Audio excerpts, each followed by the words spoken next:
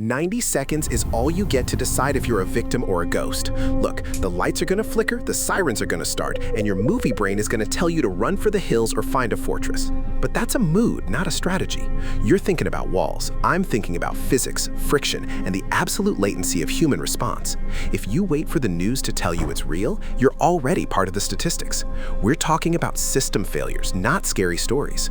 Look, man, I've seen how these systems breathe, and right now, they're hyperventilating. You think because the grocery store is full today, it'll be full when the grid stutters? That's the first lie. You've got to understand that the world we live in is held together by a very thin layer of digital trust and diesel fuel. When that trust evaporates, the physics of the situation takes over. It doesn't matter how prepared you think you are if your plan involves going where everyone else is going. That's just a consensus-driven suicide pact. Let's break down the failure points before the friction gets too high to move. Number 5. The big box retailer. You think it's a warehouse of infinite calories and plywood. The myth is that you can barricade the glass and live like a king behind those orange racks. It's actually a logistics bottleneck with a 0-day shelf life.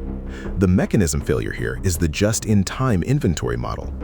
These buildings don't have backrooms anymore. The truck is the warehouse. When the wheels stop, the shelves go dry in 4 hours. You're looking at a concrete shell that's designed for throughput, not storage. The hidden tax is the human density gradient. You aren't the only one who saw the movie. Within 6 hours, that store becomes a high-friction kinetic environment. That's a nice way of saying a riot.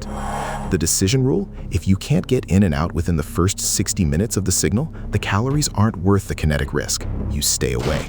Because once that door is smashed, you aren't shopping. You're competing for resources with 3,000 people who didn't bring a list. It's not a pantry, it's a cage. Number 4. The apartment tower. This is the one that kills the most quiet protectors because they think height equals safety. It doesn't. Height equals a lack of exits. The mechanism failure is vertical entropy.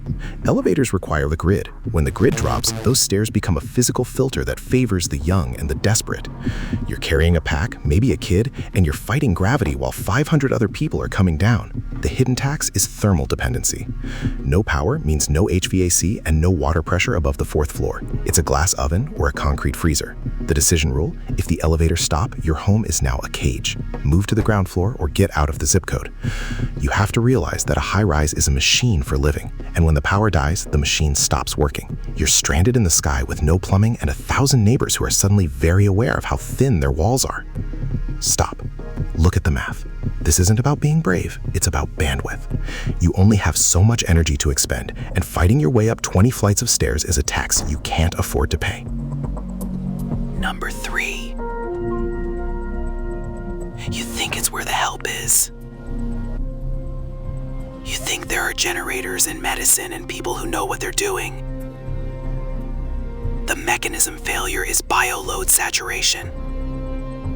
A hospital is a magnet for the infected and the panicked. It's the highest concentration of the one thing you're trying to avoid. The hidden tax is the triage trap. Doctors aren't heroes in a collapse, they're overwhelmed processors. If you go there, you're submitting to a system that's already crashed. The decision rule: unless it's a literal life or death surgical need, a hospital is a red zone. You treat your own or you accept the outcome. Think about the dependencies here. A hospital needs oxygen, electricity, sterile water, and a staff that isn't worried about their own families. When those dependencies fail, the building becomes a high-risk biohazard environment with no exit strategy. Now look, if you want the signal, subscribe. If you want the noise, go elsewhere. I'm telling you this because I want you to be the guy who moves while everyone else is still staring at their phones waiting for an update. Number 2. The military base. You think the guys with the rifles are the solution. The myth is the safe perimeter.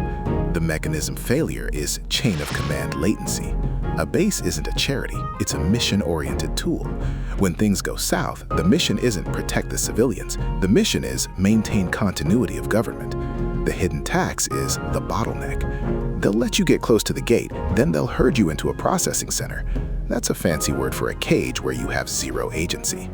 The decision rule: never go toward the uniforms unless you're wearing one. Agency is your only real currency.